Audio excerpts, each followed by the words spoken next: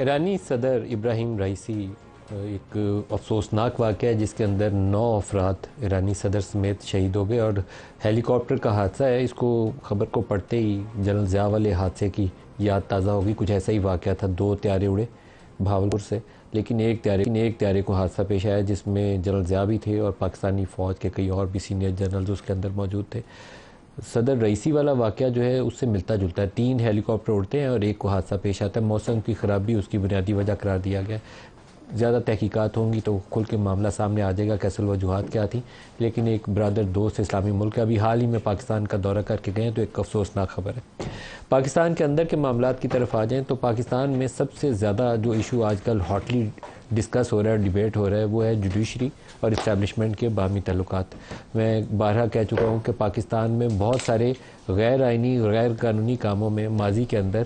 ججز اور جنرلز کا جو گٹھ جوڑ تھا وہ بڑا کلیدی کردار ادا کرتا رہا، لیکن اس دفعہ کچھ ایسی صورتحال ہے کہ بظاہر تاثر ہی ہمیں مل رہا ہے کہ جو ہائی کورٹس اور سپریم کورٹ کے ججز ہیں وہ انڈیپینڈنٹ ایک پوزیشن لینے کی کوشش کر رہے ہیں بے شمار معاملات کے اندر، جو اچھی بات ہے، بری بات نہیں ہے، لیکن ٹکراؤ ہو تو وہ ریاست کا مفاد اس میں سرو نہیں ہوتا۔ ٹکراؤ نہیں ہونا چاہیے، انڈیپینڈنٹ پوزیشن لینی چاہیے اور اپنے اپنے ادارے کا کام کرنا چاہیے۔ اسٹیبلشمنٹ کو ڈٹ کے اپنا کام کرنا چاہیے اور جوڈیشری کو ڈٹ کے زور شور کے ساتھ ڈنکے کی چوٹ پہ اپنا کام کرنا چاہیے۔ دونوں جب ایک دوسرے کی لائن کراس کریں یا ایگزیکٹو کے معاملات کے اندر مداخلت شروع کریں تو یہ وہ سٹیج ہوتی ہے جب گورننس آپ کی کولیپس ہونا شروع ہو جاتی ہے۔ اس لیے پاکستان میں 75 سالوں کے اندر ہم بے شمار مسائل دیکھتے ہیں، کوئی اغوا برائے تاوان کا کیس ہو یا مسنگ پرسن کا کیس ہو یا آپ کو پور گورننس فیڈرل لیول کے اوپر نظر آتی ہے تو کسی کو یہ طے نہیں کر پاتا اس کا رخ متعین کس نے کیا ہے۔ آپ کی انٹرنل سیکورٹی کے معاملات ہیں، فارن پالیسی کے معاملات ہیں، انڈیا اور افغانستان سے ریلیشنز کے معاملات ہیں، تو آپ کو وفاقی حکومت سے پوچھیں تو وہ کہیں گے کہ نہیں، افغانستان، انڈیا، امریکہ،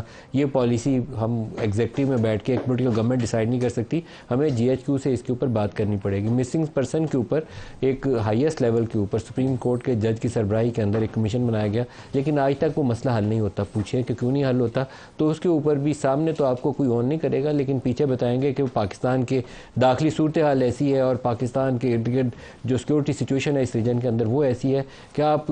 سیکورٹی اداروں کا جو رول ہے اس کو رول آؤٹ نہیں کر سکتے۔ اس طرح کے آپ کو جوابات سننے میں ملتے ہیں۔ میں بے شمار دفعہ ہمیں جب بیک گراؤنڈ بریفنگز ہوتی ہیں تو میں سب کو کہتا ہوں، جس میں یونیفارم کے اندر جو موجود افسر ہیں ان کو بھی کہہ چکا ہوں کہ جو پاکستانی شہری ہے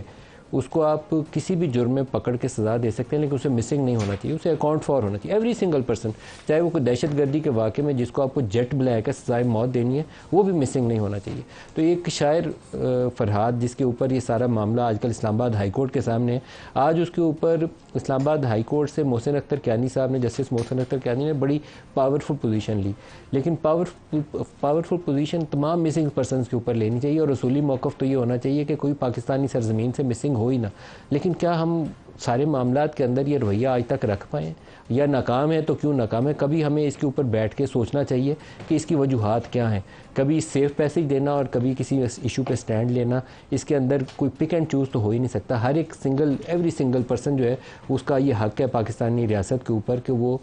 کسی بھی معاملے کے اندر جب کسی ایک ادارے سے اس کو شکایت ہو تو دوسرا ادارہ جو ہے اس کی داد رسی کے لیے ہے۔ ایگزیکٹو اس معاملے میں عام طور پر ہاتھ اٹھا دیتی ہے۔ آج بھی ہم نے لا منسٹر کو دیکھا کہ وہ وضاحتی بیانات دینے آ گئے کہ یہ ٹکراؤ والی کیفیت یا اسلام آباد ہائی کورٹ سے ایسے بیانات سننے میں نہیں نظر آنے چاہیے،